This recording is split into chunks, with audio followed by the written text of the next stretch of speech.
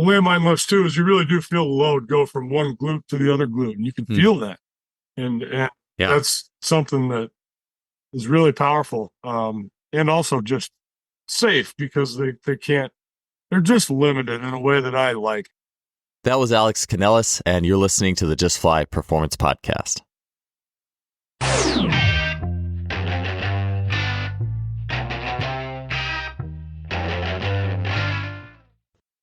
Today's podcast is brought to you by Lost Empire Herbs. You can save 15% off of my favorite products with Lost Empire Herbs by heading to lostempireherbs.com/justfly. Use the code Joel15. Lost Empire Herbs is a go-to of mine for supplementation. And looking at the principles, the patterns in nature is such a profound, a powerful, observing a starting point for me in my training.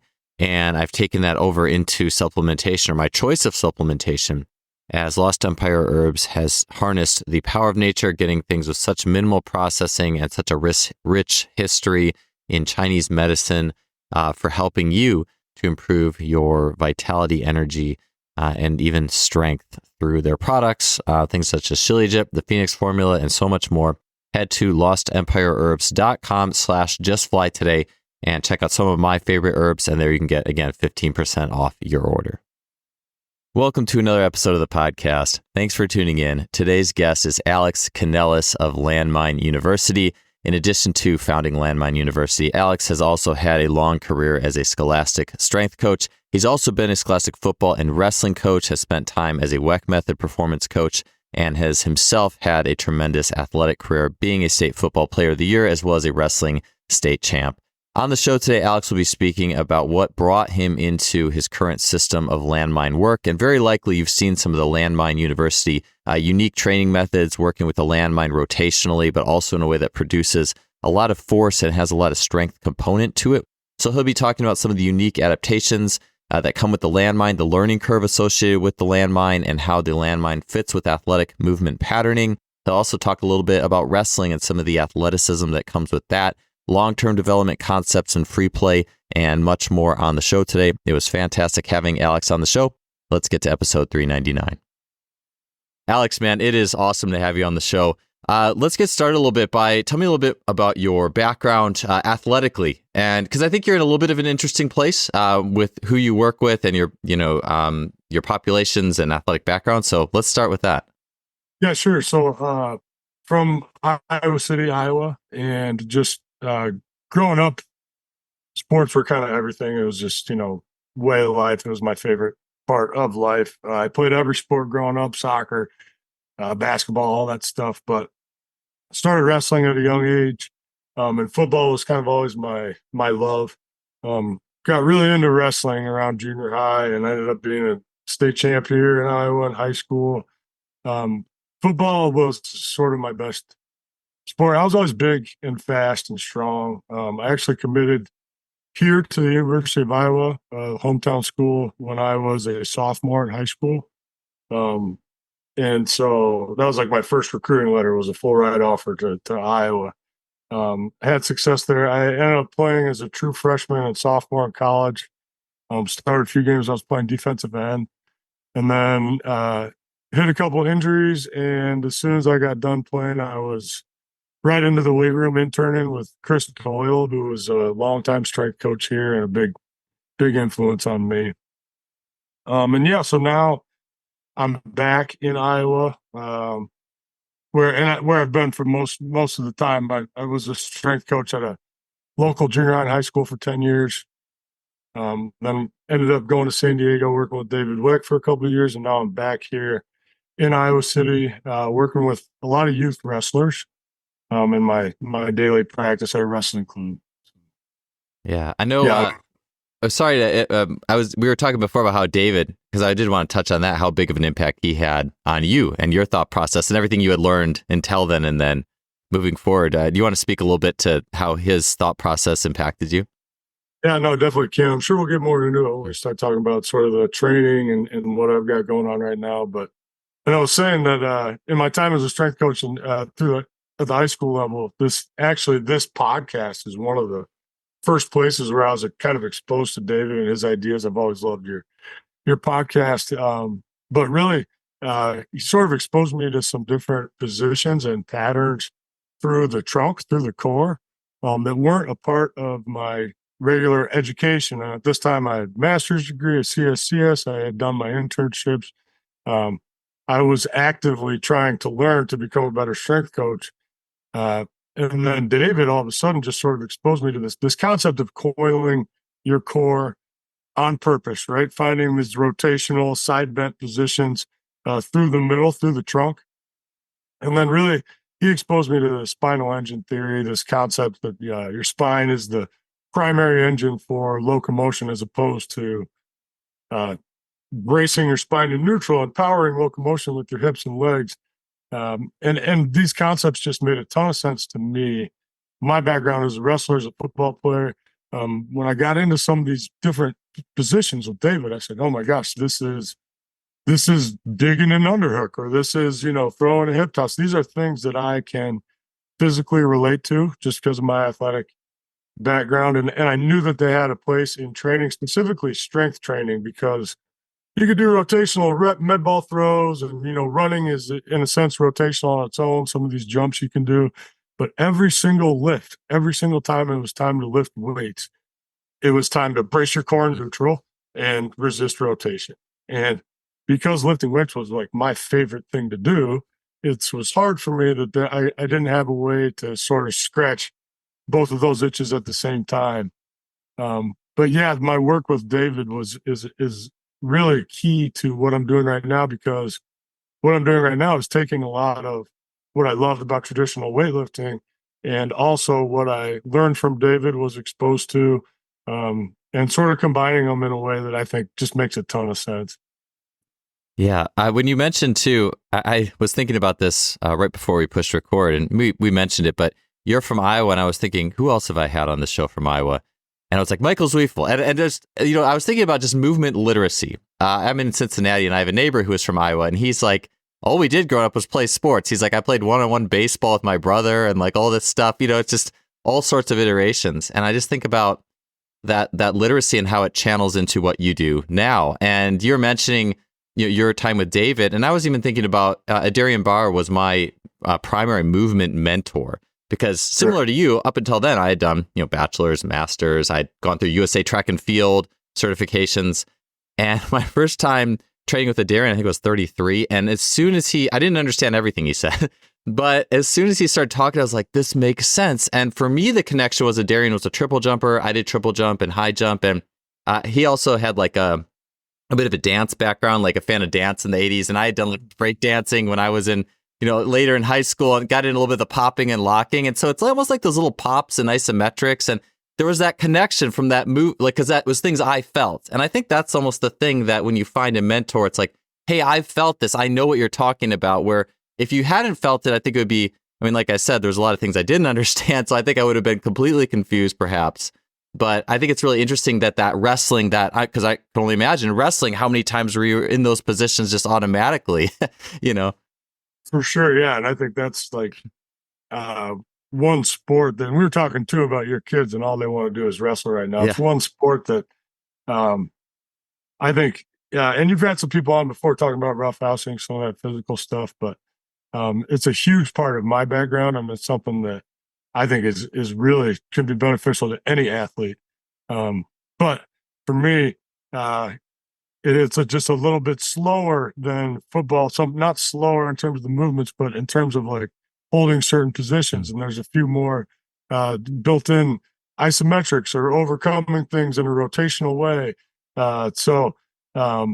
Yeah, for me, I feel really lucky to have wrestled as much as I did, just because of the relationship it gave me with specifically the middle of my body. So yeah, I was just thinking about this before. Actually, it was earlier as I was writing an email today, and I feel like I had this conversation with Rocky Snyder. It was something about like the Farm Belt, the Midwest, and the Farm Belt, and how many linemen come out of there, and like farm worker bailing. I think it was Gavin from Sports Science Lab had talked about, how hard baling hay is. Like you think about that like rotational piece, and it's almost like that's been in the system, for decades. And then it turns into, it's like evolving, right? It starts out as baling hay, and then you have the landmine. And it's like, I'm curious how So starting with what you learned from David, and I'm sure David did landmine type things. How did you tell me a little bit about, hey, here's where I think we should go with this movement. Here's why it translates. Here's what I'm feeling.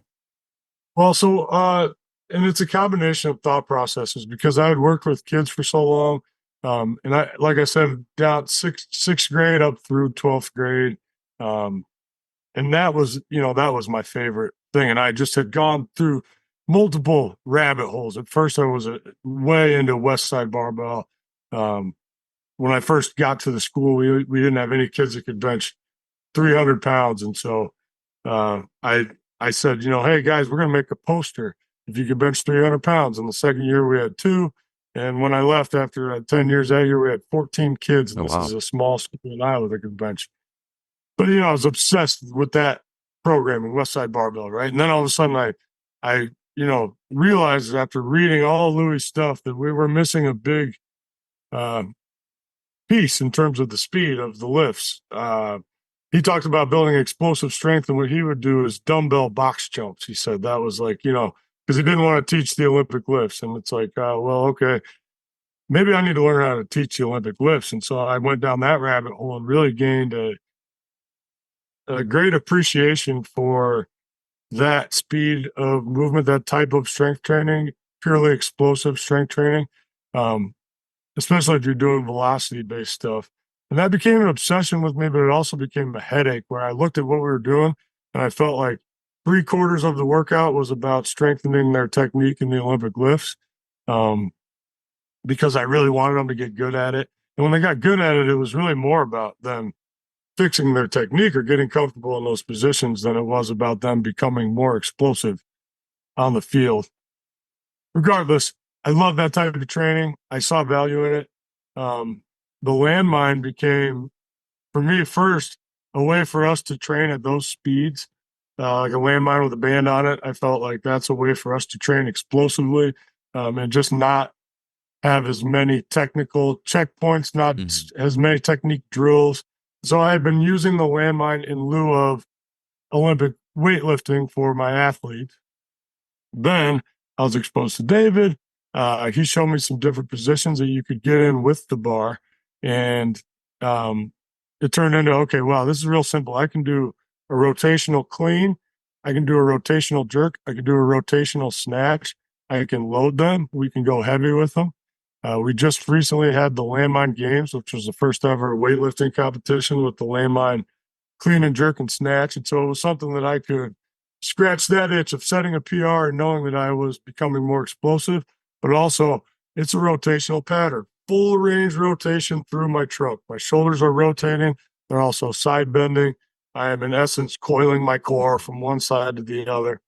And the combination of those two became, number one, addicting, and number two, really effective and efficient for my athletes, because I found a couple of quick shortcuts in terms of landmarks on the body with our elbow and hip that allow me to teach this stuff really quickly. And really just had my athletes, now we're doing cleans, jerks, snatches, and I feel like we're getting a lot more out of them. And I also feel like we're doing them on the balls of our feet, driving forward through the landmine the whole time. And through these rotational patterns that I feel like we're missing out on a majority of our strength training. Not to say that that's bad, that bilateral strength training is bad, but this is something new. This is something, a different pattern with the similar rhythm of Olympic weightlifting. Yeah, you mentioned with the landmine work, the landmine cleans and things, with being on the balls of the feet. And that was something that Adarian had mentioned on a podcast we did on Olympic lifting. And it's just so interesting. You get in, you throw the Olympic lift topic out on Twitter or whatever, and you just get all sorts of people on different sides of the argument. And I think one of the things that I do look at that I do think is important is if an athlete does the Olympic lifts and they have, quote unquote, perfect technique, but that they hit the second pull and their heel is still down, they're still heel heavy on the second pull. I don't think there's quite as much like elastic transfer out of that versus someone who, and versus a landmine. It's so much easier to get that than, especially with something like the second pull. And so I just think that I kind of wonder to myself, I like to think about long-term progressions too, in the sense of what if it's not an argument? What if you just started with more stuff like landmine cleans, or it's a lower bar to jump over, it's more athletic. Then maybe in high school or later, I wonder if it would just catch easier, and I was going to ask you that as well, is thoughts on using that as a gateway into some more traditional or linear lifts, and how that breaks down for you.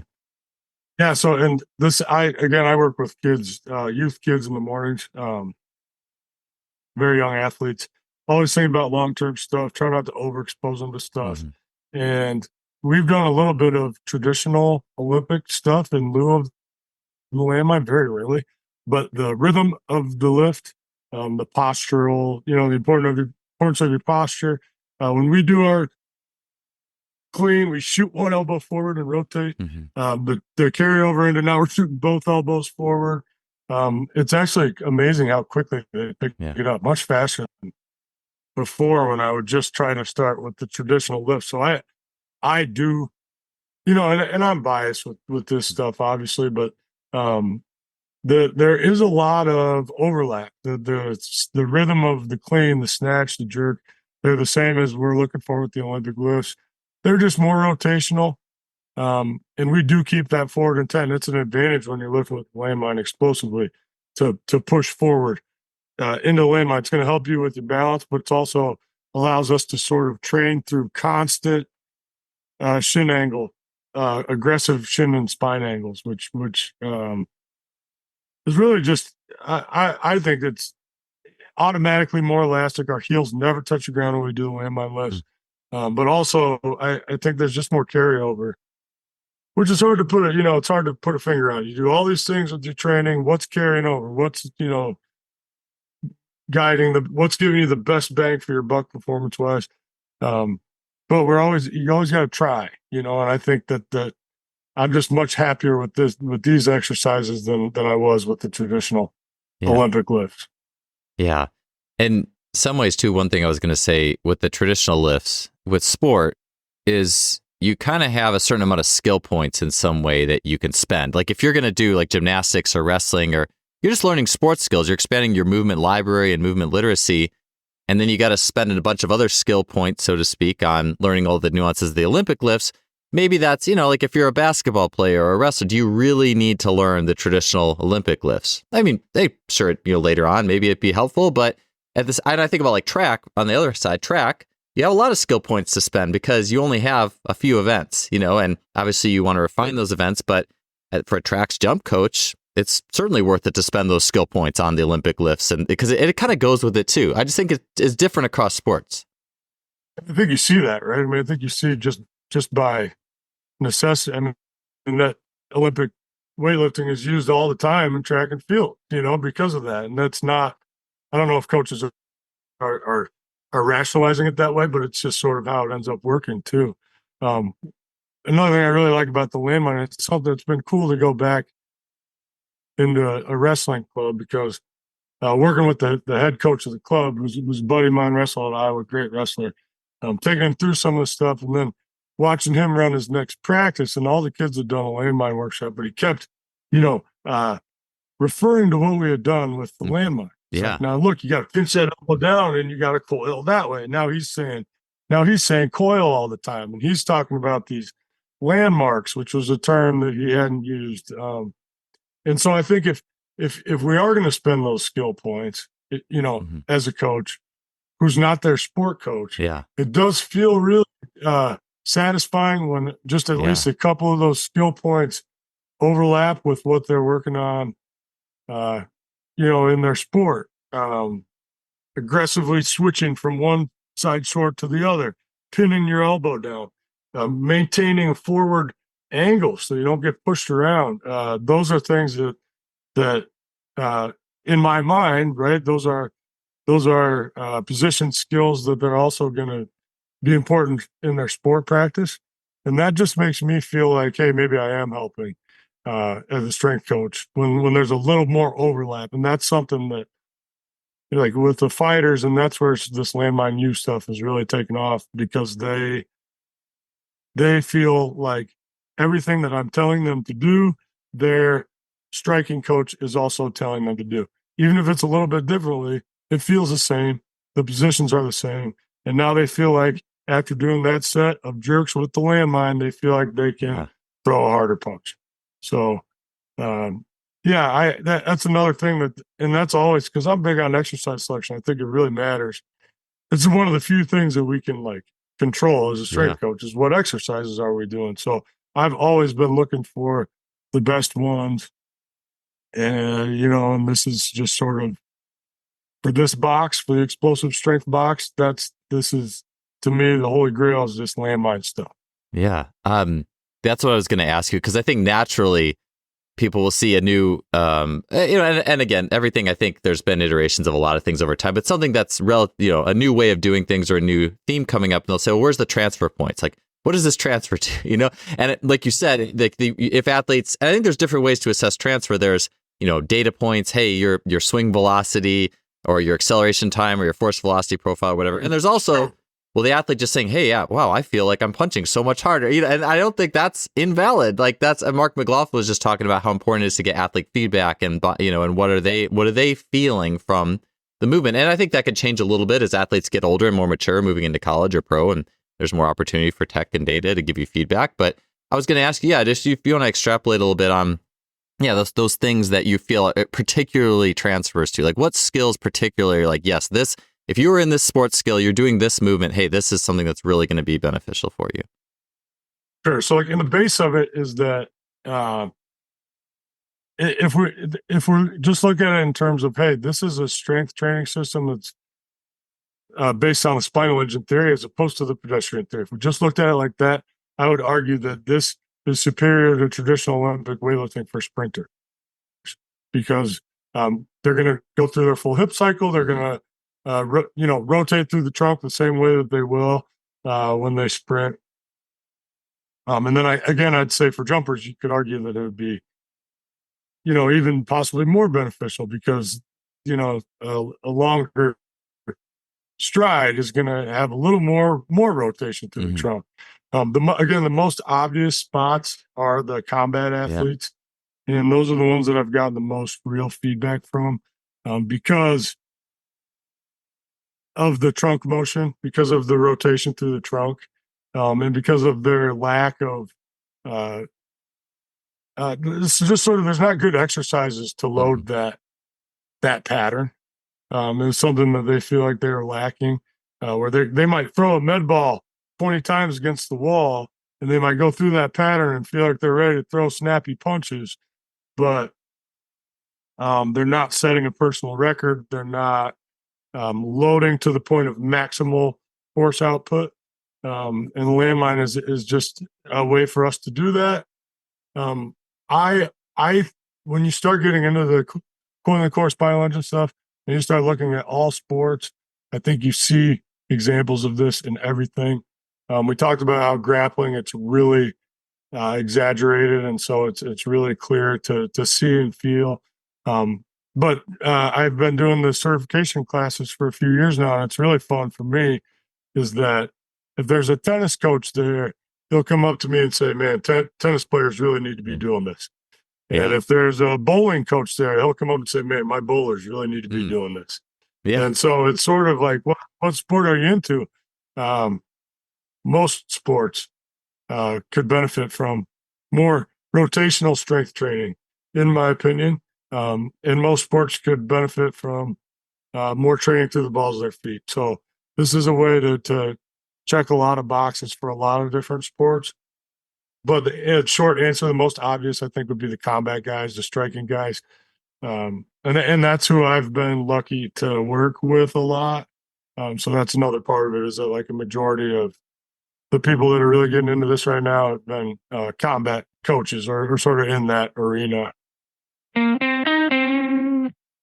If you're a coach looking for an awesome training portal to distribute and track workouts for athletes online or in person, then you can get a free 30-day trial of TeamBuilder software by heading to teambuilder.com and using the code JUSTFLY. See what TeamBuilder can do for you and sign up for that free trial today using the code JUSTFLY. Yeah, I could 100% see with the tennis. Back when I was at Cal, I worked with the men's tennis team, and then usually it was like a thing where the basketball strength coach did the work for the women's tennis team. And historically, at least when I got there, the women's tennis team they were doing Olympic lifts, and the men's, I didn't have the men's. And I had taken like, the men's coach wanted me to take like a tennis certification and there was like Olympic lifting in it. And I don't know, it's just like, I think it did say you want to be careful of the risks for the tennis players. And there was just something in my head. I was like, I just don't think it's worth it with this group. But in hindsight, and I left in 2020 before the Landmine stuff, before you had put out the Landmine courses. In hindsight, I would have totally done the Landmine type work. And we did like the half kneeling presses and those things. I think that's what was more popular in the 10s. Is that the decade? But as I see it for a group like tennis, yeah, that would be a phenomenal alternative to the Olympic lifts. If you talk about skill points to spend and the rotational piece. And yeah, so it makes perfect sense. There's only so many patterns. I've done videos before where I do a wing my clean with one hand and I throw a ball with the other hand at the same time, or swing a racket. Mm-hmm. And it's really just the nature of the trunk work, right? I mean, it's just patterning. It's I think it's a little bit better, but it's also gives you a chance to train explosively because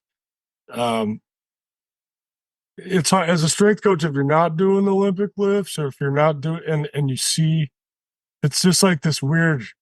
You feel like you should be, or at least that was me. It was like when I got away from the Olympic lifts, if I saw another strength coach that was using them well, it was always like, I feel like I want my guys to be snapping like that in the weight room. You know what I mean? I don't have a great alternative, and that's also what this can be, is just a more accessible alternative. It's easier on your wrists too. Yeah. To catch the bar when you can give and do the opposite on the other side. Yeah. So, I always find it funny too. I love it. With a lot of times, like if sport coaches were in the weight room, I would see like if they're you're doing the Olympic lifts with the athletes. A lot of times the sport coaches will want to be like, they want to feel like they can say something, so they'd be like, "Oh, keep your elbows up." I'm like, I didn't ask you to say this, but it's just funny because it's like, well, with the Landmine, you probably don't ever have to worry about telling someone to do that type of thing because there's not that natural limitation. And honestly, I found some athletes who are super compressed. I'm like, I don't care what I say to you, you're probably never going to get your elbows up the way it looks pretty, So it can be such a headache. Yeah. And that's how I felt in college. I didn't do Olympic lifts growing up, and when I got to college, it was like we're maxing our cleans out, and this is going to be what we use to measure your explosive strength. And I'm over here doing something crazy, and the guy over in the corner is doing a totally different exercise because his high school coach had him do cleans. And I'm just like, man, we're not even doing the same exercise. Like, this is crazy. This is what we're going to measure. We're going to max this out. So the one thing with the Landmine, it's kind of built on, all right, you can, with this workshop, 1 hour workshop, where you teach this to a room full of kids, and they're all going to pretty much look the same because we all have full, you can rotate your shoulders so far. You can maintain your balance with so much of a forward angle, and we can find this sort of landmark with the elbow and the hip. And that's one thing that has been just a cheat code shortcut for us, is just using that landmark concept to get everyone into the position real quick. Your elbow's got to be touching your hip right here. And I haven't run into anyone who can't do it. You can modify it really easily too, which is great. You can modify it without like their wrist hurting or, so yeah. Yeah. One of the things, it just makes sense to me. Yeah. I've been thinking about this more and more, and especially since my podcast with Aaron Cantor that was out a few months ago, and spending time, he's one of the Evolve Move Play coaches with Rafe Kelly. And so one thing Aaron had mentioned was like just a low bar of entry. Because I think that's just the thing, is it's so easy in this day and age to be very complex. But what's motivating? And an athlete who, and I think athletes are different. Like I was an athlete who actually, I taught myself the Olympic lifts as a sophomore in high school, and I actually learned them pretty well. And I found doing cleans from the floor came naturally to me, and I could go out the next day and like jump off one leg and dunk better. I was like, oh, I feel great. But for every one of me, and I'm not saying there's a lot of things I wasn't good at too, but for like every kid like me who could figure that out, there you probably got 3 or 4 that it feels a little awkward at first. Maybe they're not feeling the second pull, the catch is weird, and that transition time is not really delivering anything to them athletically. They're not feeling like they get it. And there's something that's so important to that instant or relatively instant feeling of somewhat mastery, and then you can level up after that. And that's where I have in my head, I'm like, how cool would it be to start with the Landmine stuff? And if you did want to get to Olympic lifts later, it would be a pretty natural, or more of a natural transition, where you're still, there's never that point where you're like, okay, coach says I should do this. Coach says these are explosive. You know what I'm saying? It just seems like a real natural transition point. No, I agree. I think and you said for every one of you, there's 3 or 4 that would have a hard time. I would argue it's more like 13 or 14. That's been my experience. But yeah, I think one of the cool things to see with the Landmine is we go through the initial teaching phase, and it's, you get to celebrate because the kids learn, a new movement, and they feel like they've got something new. And I do think it takes longer to get there with the Olympic lifts. Yeah. So, and yeah, it's been really cool for me to see, we can really load to the point that I want to really quickly. Yeah. And comfortably. You mentioned like kind of the rib cage, like the rotation over the foot, because that's one thing I see in the landmine, like Olympic movements. I don't know if that's a good way to term them. Just the landmine clean and snatch is like there's the foot and the rib cage rotates over it, which is there's a lot more of that bandwidth in like sprint acceleration, and like you mentioned, the shin angles are more similar to like an acceleration type angle. So I mean, to me, it makes sense, especially with running and acceleration and even change of direction, like throwing that in there, that could be more beneficial for a lot of kids than the Olympic lifts, at least initially in that respect as well. I think so for sure. I also think there's some really great limiting factors with the landmine stuff that make it really appealing for youth athletes. I think it's great for all athletes. I'd love to see it, find its way into the college weight rooms. But there are a couple of really nice things about using it with younger athletes. The bar is fat at the end, so your grip becomes a limiting factor, which really it just prevents kids from overloading it. But you can still load it, right, to the point of them not being able to do it. But most of the time, just because they can't hold on to the bar. I like that. Yeah, interesting. I also like the fact that it's unilateral, which you can get into all that what Michael Boyle stuff about. I've always thought that was. I've always wanted to scratch my head at that a little bit, just because you're using your entire body for the lift, not just that leg. So like the positions you put your legs in, right? So, but at the same time, I do like unilateral loading for my young athletes more, because we don't have to put as much on their spine. And so I like that about the landmine lifts too, is you really do feel the load go from one glute to the other glute, and you can feel that. And that's something that is really powerful. And also just safe, because they're just limited in a way that I like, especially for the wrestlers. They're grabbing wrists, and they need that type of grip strength anyway. I have some really small athletes. We put a cap on the bar, but I just like those built-in sort of limiting factors for the young kids. There's something that's really that's very awesome. I'm trying to figure out my words here, because I love in some ways, right? Like you'd almost think of it as an aberration or constraint, because in the perfect weight room, if landmines originally had been developed for the clean, right, someone would have been, let's put a nice little normal handle on there. But and I'm just writing an email and sending this out on economic constraints. Or Mark McLaughlin talked about this, like that hockey player who didn't have like enough skates, so he had to go around in like mittens or something on his feet. That was really interesting. But it like makes you play differently, and it gives you something. And so much, I think a lot of times we almost find things by accident that are because of these constraints. And one thing you were mentioning when you were saying that is I was thinking about, there's research, and I got to go back and find it if I'm going to put it in the show notes, but it was something as if you train with a fat grip, your whole movement gets stronger, because it's like the brain is forced to wire more neural juice through that limb to solve the problem. The problem is, hey, lift this and have a nasty grip. So that's going to take a lot of, we could call it electrical energy or whatever, but there's something that's really powerful about that. And like you said, it does limit them from, oh man, I'm going to put 4 plates on in my first time or whatever, right? And just try to smash it. Like it kind of works itself out.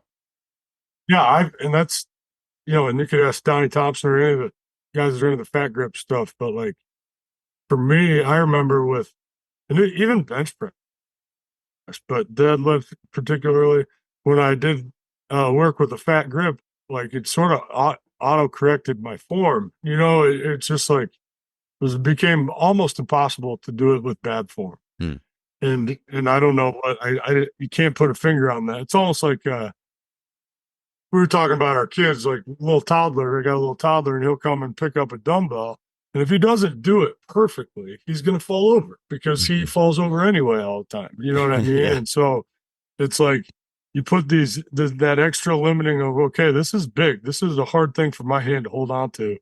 Your body sort of auto organizes into a better lifting posture. I think that's what I've seen. And I have gone away from designing a cap that I like because I like the fat grade. Yeah. Even with that, and this is something I wanted to bring up, was like options, in the sense of what makes movement come to life and be really athletic. And I think there's a place for barbell work, or even like a max isometric where there's no options, it's just go. But there's something about like the Marinovich training system, like the little like balance plates and things. There's options. The body can pick, or it's got to solve a little bit and then can apply force. It's almost like there's problem solving stage and then there's a force application stage. And I think we've almost reduced, and I think there's places where you could, like if you're working in the NFL and you just want to be like really safe and you do like a HIIT type program, there's been a lot of successful strength coaches who do that because the athletes they're already super athletic. They're being athletic on the field all over the place.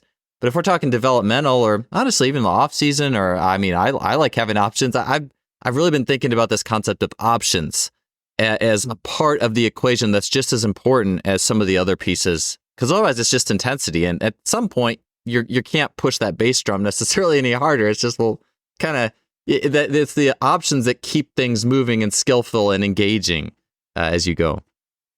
For sure. And I think, and you talk about NFL, it's one of the reasons why I'm so obsessed with training youth athletes is that they're just so much more plastic. Mm-hmm. They're changing so much faster and they can change so much more.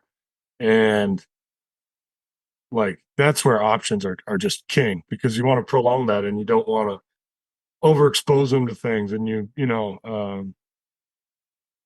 so yeah, it's and that's a lot of what this was for me originally, was just another option for explosive strength training, because I felt like I didn't have enough options in that sort of box. Yeah, I should say too, I contradict myself a little bit. I know everyone's seen like what Bobby Stroop's doing with Patrick Mahomes and all that, the athletic training there. So it's like there's certainly that is still important. But I do think if you're gonna, if you could probably get away with more of it, just hey, let's just hit the tissues, let's stimulate the tissues, make sure that you're not gonna, hopefully not gonna get hurt, and you be athletic in the game. Once an athlete's more established, I think that could probably work a little bit better. But yeah, growing up, teaching athletes movement options and all that.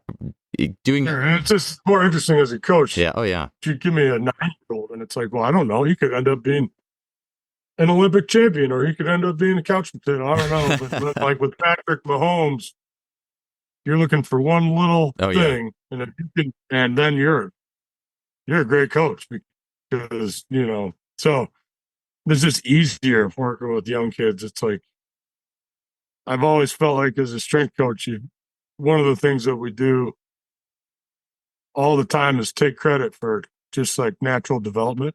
Yeah.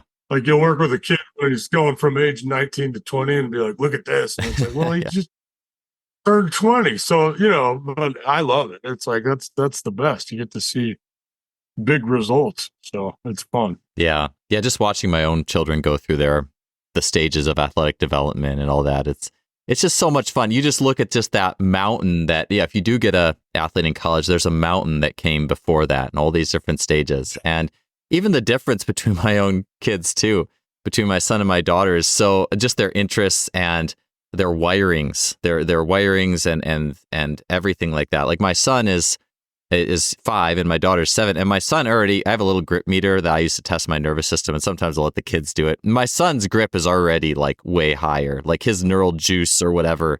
He's just got it. Whereas my daughter's a little bit less, and she actually, and you could see it even in the movements. And it's like, there's also just something to the athlete as well that feeds into that. But that is important to mention. But yeah, it's just been really cool to see that journey. And even I'm sitting here in my basement, and like even when my kids come down when I'm lifting, just to watch them mess around with stuff is just fun. I'll learn by like, what do they go and choose to mess around with? A lot of times it's like I got sent these like little like these little elastic bands that are kind of like battle ropes, and I honestly don't really use them, but my kids love them. They love playing with them. Or they'll like, my son will try to lift the kettlebells to see like, hey dad, look at this. And I'm like, I didn't tell him to lift it. He just loves doing it. Whereas my daughter's kind of like, meh. It's just fun to watch your kids like explore those situations and see what they like. I've got a 1.5-year-old, and it's just like every broomstick turns into a landmine like right away. It's just, it's just He's probably watched you maybe do the so next many one of them. won't be in it at all, but it is fun to watch. Yeah, I love it. Well, yeah, speaking maybe the opposite of options is I know you do some isometric work with, I just had one other thing to say. You mentioned the glute to glute aspect with the feeling, and we talked about movements, like being in the gym, the rewarding piece being, hey, what movements come out of this that athletes feel in their sport? Because I do think across, you could say there's a spectrum of what coaches are looking for in their training session, but I think in the heart of all of us, we love movement, and we love hearing that this movement an athlete felt that. In addition to the other, you could say more raw numbers or qualities or force qualities. But the glute to glute thing, that's something where my wife's parents just got a table tennis table in their basement. So I'll play every Sunday. And the nerdy part of me, I played growing up, and I just played for fun and made up games. But now I'll watch some videos on it. And one of the videos is like, it's called Feel the Ball. And it's just funny, is this little teeny ball, like how are you supposed to feel it? But you need to feel the spin of your racket on there to be able to work with the ball versus just smacking it. And I work with movement in the same way. Like I want people at some point, you should be able to feel your glutes and acceleration in a hill sprint. You should be able to feel the glutes powering you up the hill, because if you are, chances are you're in a pretty good position. And so I just think about that as that could be something you could feel in a basic acceleration, a hill sprint, a sled sprint. Like it could show itself up there, and more than probably an Olympic. You don't feel that in Olympic lift. Maybe a little bit. You could catch in a split, and I think that's great. And I like those movements. But no, it's that glute to glute transfer thing is really, it's like not part of it that I was going for, but it's something that's just like, man, this, because it's all over wrestling. You take a penetration step, we're constantly switching stances. And that is, as a coach, it's almost a better cue to just, if they're at that level, to just feel that, right? Because like you said, you're in a good position if that's what's powering you. So today's podcast is sponsored by the Plyomat. The Plyomat is not only an incredible vertical jump and reactive strength index testing device, but it also is an incredible training device. The Plyomat not only allows single response jumps, but also the chaining of multiple mats together. So you can use it for bounding, multiple series of hurdle hops. You can get not only height, but reactive strength for a multi-jump situation. It's an incredible, again, testing and training tool, and you can learn more at plyomat.net. Yeah, it almost would be better probably to have them feel it in an exercise in the gym in some ways versus you're just out, doing a sprint practice. Hey, I want you to feel it in your glute, it's almost better when you start. Watch what those kids do. Yeah, right. Yeah, it's like in the gym, you just felt it. Hey, that thing you felt in the gym, you should feel that here on these first few steps. You know what I'm saying? Like there's something about that. The gym is a nice place to slow things down a little. It's still fast, but respectively slow it down and feel that. And then it's like, oh, I felt that there. Maybe I can feel that when I'm moving. And then you're on the right track. But with the options, the opposite of options, like being isometrics, I know you use isometrics in teaching, and I was just thinking like some of these kind of bent, staggered positions, isometrically, probably you get a heck of a glute load and calf too, I'm sure. Tell me a little bit about the isometric piece of your teaching process with the Landmine. Yeah, so in the whole system, there's principles that I wrote out sort of to just as a way, a measuring stick, and make sure that these movements are as functional as possible. So it's forward intent, rotational intent, core-driven movement, and then progressive overload. And then the last principle is positions before transition. So I'm a huge proponent of isometric training, and that's one place where the Landmine for me just became so powerful, because now with the Landmine, we can get into an isometric position where we can apply as much forward pressure as possible. So we're driving forward in this isometric. And then we also can add the rotation of the bar. So when we rotate the bar, that shoulder goes down and back. That front foot, that hip is naturally going to be up. And we're going to get into this coiled position where we're driving forward. And then what we do is we do it with a partner. We call it bar wrestling. So we'll get into that staggered stance, rotated position, and then our partner will try to rotate the bar the other way. So this purely rotational resistance and what it does to your lat and oblique is amazing. I mean, when you start to just play with this, the lat, the oblique, the glute, and then you establish that rotational intent, you learn how to power your movements with that. The whole concept of slings and those muscles being used in a primary sort of nature. To me, I hadn't found a way really isometrically to do that and to do it quickly. And so the landmine isos are so powerful because it allows you to feel the rotational resistance, purely rotational. I'm going to try to rotate the bar the other way, and you have to keep fighting that. It also allows us to drive forward. The other thing we'll do is try to pull the bar up. So now I have to keep pulling the bar down in that position as I drive forward. And that also lights up your lat, lights up your oblique. I'm big on giving proximal cues and sort of letting the distal stuff take care of itself. People do come back really sore in the lower leg. But instead of like cueing a calf raise, I'm just constantly cueing hiking of the hip. So when we hike that hip, that heel naturally lifts. And that's sort of what we look for with our athletes. So I don't tell them, hey, stay on your toes, stay on the balls of your feet. I just tell them to focus on hiking that hip and driving forward, and then they're automatically on the balls of their feet.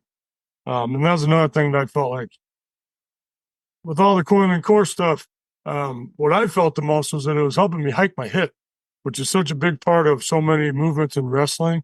But then also a big part of, and just locomotion in general or movement. And that ability to kind of hike that hip, and that's going to now initiate my entire hip cycle. That's why I'm on my toes, right? And the isometrics, I'm rambling now, but the isos are just so powerful because they allow us to coach all these things, all these principles, and fix kids, but also just get all the benefits of the isometric training. So it's something that we do every single day. One ISO, either rubber band or on the landmine. And we always add rotation through the trunk. Yeah. What one thing too I was just thinking of is movements that are almost greater than the sum of their parts in some ways. Like and I think about all the things you're getting there. You're getting, like you said, the rotational intent, but also you're getting Chris Korfus and Kel Dietz have the spring ankle series, which is basically like that bent knee, like isometric calf raise series. So you're kind of getting that in with all the other stuff as well, which is really cool. Like you're getting, and it's almost like you don't even have to necessarily single it out. I mean, you certainly could for extra work there, but it's just, to me, it's kind of cool that it's all, because you said people will be really sore in the lower leg. So lots of stuff going on there. Yeah. And again, your podcast, I think, I'm trying to remember the name of it. And way back in the day, I was getting really into the split squat ISOs, and sort of pulling forward through it. And all my athletes were doing them. And then, when I started trying it with the landmine, I just felt like it was better. Yeah, no, I could see that. Yeah, well, yeah, with the ISO lunge, like the classic like Jay Schrader type format, you have the heel off the ground, and I feel like the stimulus comes more if you do it for like 3 or 4 minutes, which then everything gets tired. Your calf gets worked too, but like the max load on your calf is never going to be that high because you're just balanced. Your torso's perpendicular in the middle, front leg, back leg. You have these perpendicular angles. It's not till you kind of push forward in a late stance that you really start to crank onto that forefoot and soleus and stuff like that. So it's like, yeah, you want to power that up. You got to take everything forward a little bit. Yeah, and you can wedge into the wall too, right? I mean, but landmine was perfect for me to check that box and also teach the landmine positions, because then now, okay, we held that ISO. You guys are ready for your cleans. Like that's exactly how I want it to feel. I want you to rotate into the catch. I want you to hike that hip, and you better be driving forward the whole time. So that just made the whole workout more efficient too, just because I could kind of pick a position that we were going to hit, and that's what we'd use for the ISO, and not waste too much time. Yeah. So you were, yeah. Yeah, for sure. It just seems like something that has a lot of efficiency, especially starting with the ISO. There's so many good things happening. One thing, and I wanted to start getting into this more for the back end of the show, just because with wrestling, we talked about like, coming from Iowa, sports crazy state, like all these movement patterns and things, is working with wrestlers. I've had Ethan Reeve on the podcast, and that physical literacy that came out of, he was a wrestling coach and then strength and conditioning. And I know that tell me a little bit more about the work that you're doing with the wrestlers from like a physical literacy perspective, and what things do they do that you think all athletes could benefit from? Tell me a little bit about like the gymnastics and I've seen physio ball stuff. Tell me a little bit about some of that and how that can translate into general athleticism. Yeah, for sure. And I think that's, we were talking before the show. It's interesting because I've always thought it was a great question. Like, do wrestlers need a strength coach, or do gymnasts need a strength coach? Wrestlers and gymnasts are extremely strong, regardless of their weightlifting background, and they look it too, right? And I don't even know if there are gymnastic strength coaches, but when you're given the task of now you're going to run the strength program for these wrestlers, it can be daunting, especially you go watch a wrestling practice, and their warm-up is like all this tumbling and handstand walks, and they're doing things that that build strength and movement, and they are already super robust in terms of their athletic ability. I'm right now working with youth wrestlers, and I think that the tumbling stuff, the gymnastic stuff, just being comfortable falling and on the floor, I think all athletes could benefit from that. The roughhousing stuff, I think all athletes could benefit from that as well. It's something that some people get away from as they get a little bit older, and I think there's a lot just physical awareness wise that you could get out of that. And then I what I'm doing with them right now is what I would do with any youth athlete. And I think some things, I think like the videos that I'll post on Instagram of my kids, I think you also have to keep in mind that these are wrestling kids. These kids had some of these skills before coming to me. So it's about how do you design a good progression, regression. And for me, with the kids, it's all about competition. We try to make everything as competitive as possible. Fun. We try to play a game every single day. And then just the challenge. So they really enjoy skill acquisition stuff. And so that's where like the stability ball stuff comes in. But in essence, it's about not overexposing them to too much. Also allowing them to feel like they got a good workout in. We spend probably the last 15 minutes of every session with super traditional looking bodybuilding stuff, just because the kids love it.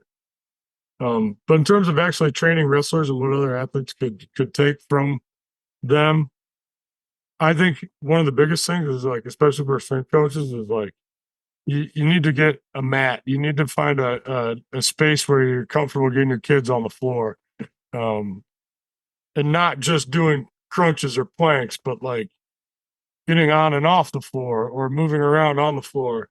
Those are things that my kids are really good at. And for that reason, I think they're also really good at other sports too. These kids are great. Mm-hmm. I mean, my kids play all kinds of sports. And at least for me growing up around here, the kids that were wrestling all the time were usually the best athletes, regardless of what we were doing. Except for maybe, you got basketball kids too, which I think is another awesome sport for just athletic development. Yeah, now I can't even remember the question. No, that's okay. It's diving into some of that stuff probably, takes your memory trail of what you're working on in that way, because it is so immersive.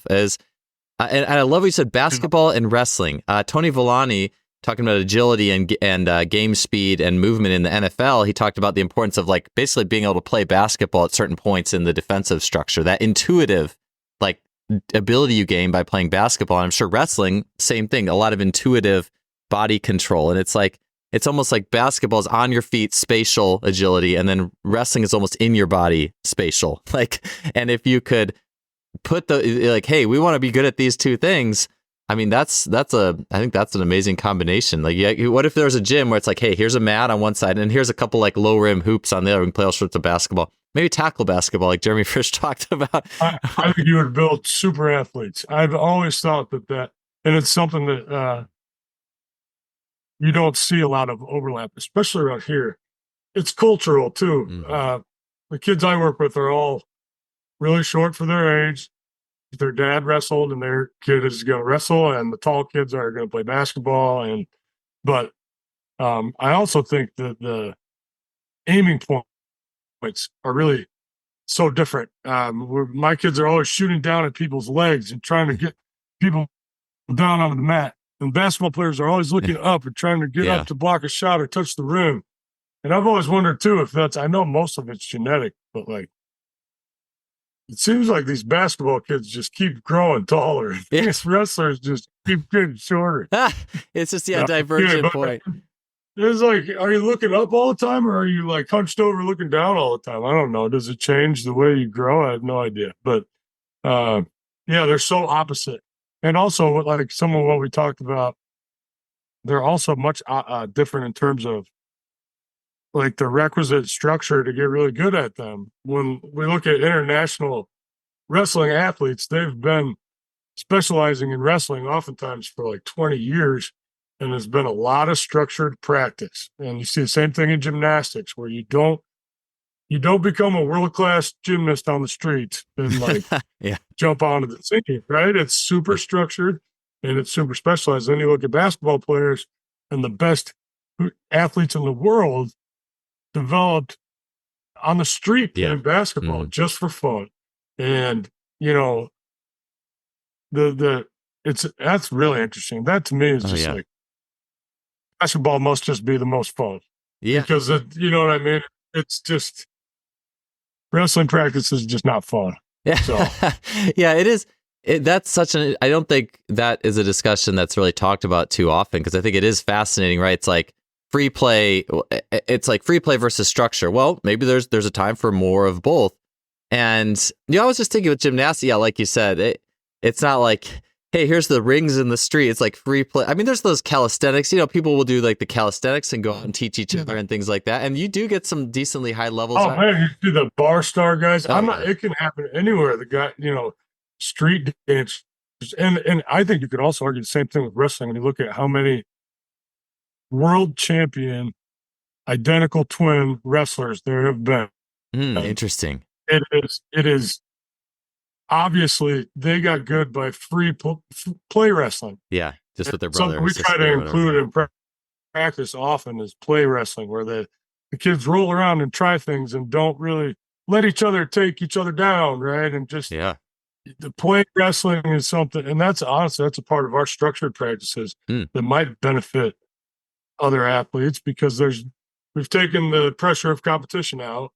But we're wrestling, right? Play wrestle. That's all you're going to tell them to do.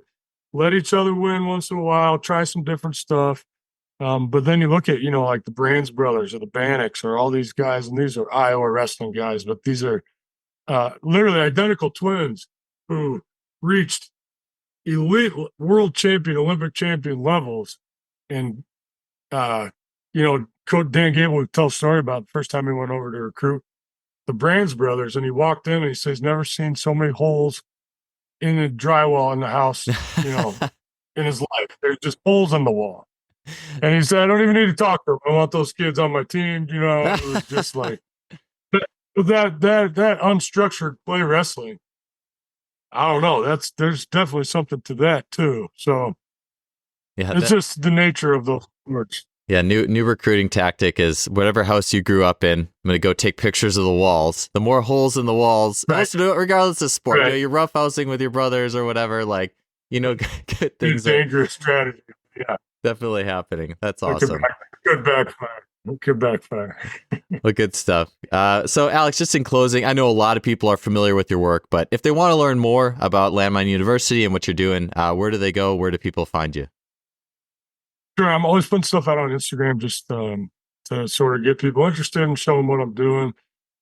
So check that out. And then I have virtual coaching certification, which is 100 lessons totally on demand, that coaches can get into. And that's really just designed for coaches. Once you get your certification, then you can run your own Landmine University workshops too. So we made it real easy for you to kind of take that and add something to your business. Then other programs on there, I got a beginner's guide to coiling, which is like a $30 class just about some of the positions and different ways to move your body.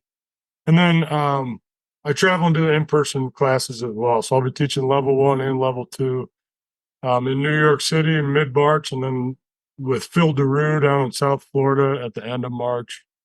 So if you want to come to one of those classes, always an awesome weekend. Yeah, well, sounds good. Well, thank you so much, Alex. It was awesome having you on the show. I really appreciate it. Thanks again. Like I said, big fan of the show. So this was fun for me.